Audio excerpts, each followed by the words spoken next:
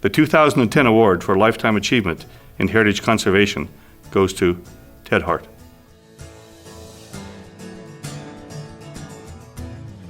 I think that Ted's contributions to heritage have been many, but the two groups of contributions that come to my mind are, of course, his long service to the Whyte Museum in so many aspects. Everything from fundraising to management to curatorial to archives. Ted has done every job in that place and knows it inside and out and has always represented it so well. Of course, it wasn't just ecological and cultural things Ted was interested in. He had an amazing diversity of his interests, and so through the Whyte Museum he was involved in the art community, through the archival community, through the photographic historical community, and then he was very involved with the town of Banff and various interests there, bringing self-governance to Banff, all sorts of other aspects of how the town developed over time. And he really had a value for the community of the town and an understanding that just how much the community of Banff and the town of Banff could contribute to the national parks as a whole by being a responsible group of people.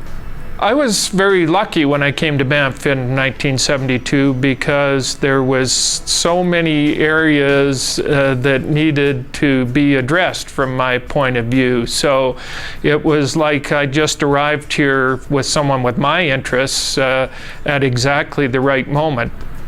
Since he moved here, he's embraced Banff very passionately, not only in his research into the history of Banff, but his documentation of it.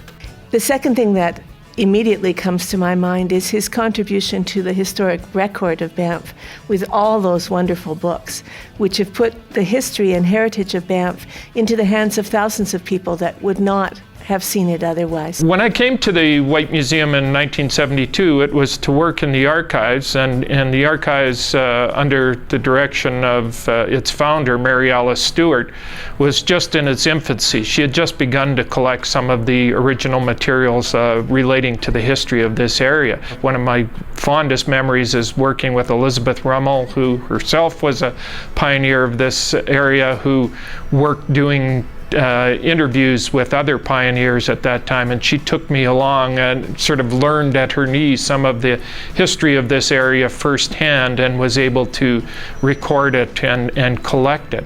So Ted's diversity and the number of things that he worked with, and of course with the museum, I worked with him over the years with the Whyte Museum, and his understanding of how the economic drivers in Banff work, how the main street works, how the tourism industry works. He was very involved with that, and then right through the politics of the time when he became a town councillor, then a mayor. So Ted's diversity and his interests and the professionalism he brought to everything he touched was always impressive to me, and definitely set the bar high for many people in this valley.